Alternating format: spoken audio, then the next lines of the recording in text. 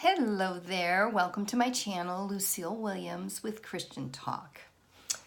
Today I want to talk about marriage, and more specifically, having a thriving marriage and to keep the relationship solid with good communication.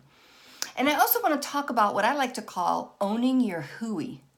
We all have hooey, we all have crap, we all have stuff that we need to own up to. And unfortunately, sometimes in marriage, people don't like to admit what they did wrong. They don't like to, they'll say, I'm sorry, but they won't say, I'm sorry I did this. And I think that's a critical thing.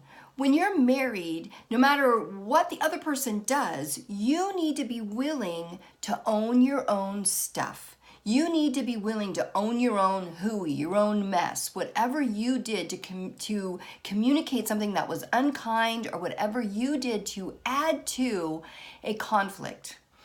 And I think that that's important. A lot of times when I meet with married ladies, they'll say, well, he did this, and this, and he did this. And I say, whoa. Let's not talk about what he did. All I can do is help you with what you do.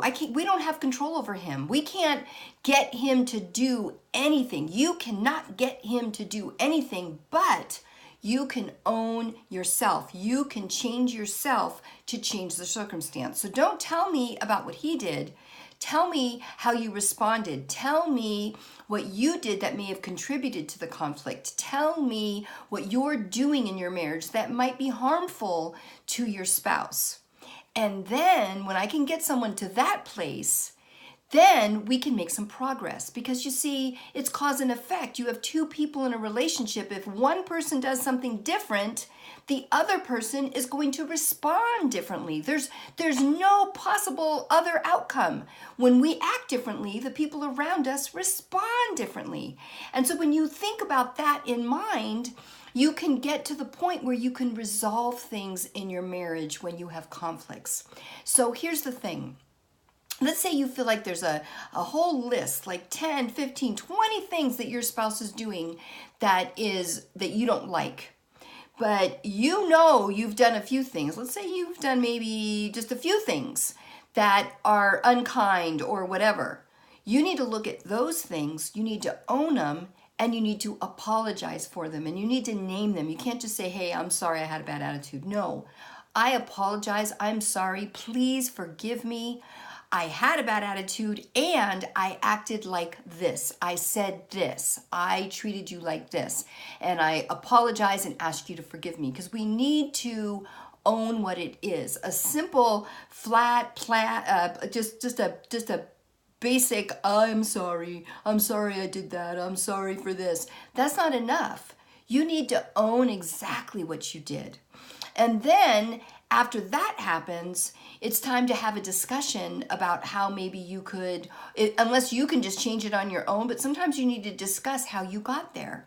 And if your spouse ever does own up to things that they've done, then it's time to have a talk about it and say, well, how can I help you next time so that we can have better communication skills, so that we can do this better next time?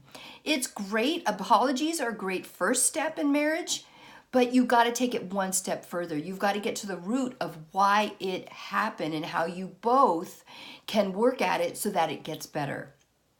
It almost is without fail when someone asks me to meet with them to help them with their marriage. At some point they'll say, well, what about him? Well, what about him? What about all the things that he's done? And it always seems that's kind of always a starting point, because you need to say, no, wait a minute. We don't control him. I can only help you. I can only help you be better. We cannot change him. But now here's the great news. When we start changing, it changes our spouse. Because I don't know about you, but I want to live with a spouse who feels loved and has love overflowing, because they're being loved on so much that they want to give love.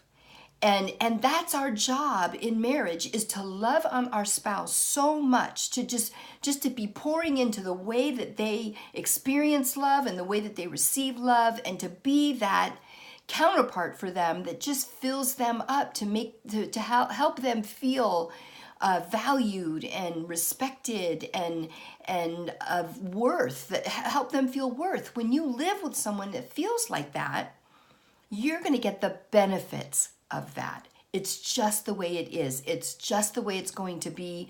And it'll be so much better to live with someone like that. So that's why we need to control ourselves and be the way we're supposed to be so that we can make our marriages better. So, hey, if you like hanging out with me, hit subscribe so you get notifications when I do videos. Hit like, and I also have a book that covers a lot of this stuff, pretty much all of it. It's titled From Me to We. So pick up a copy. I love you guys.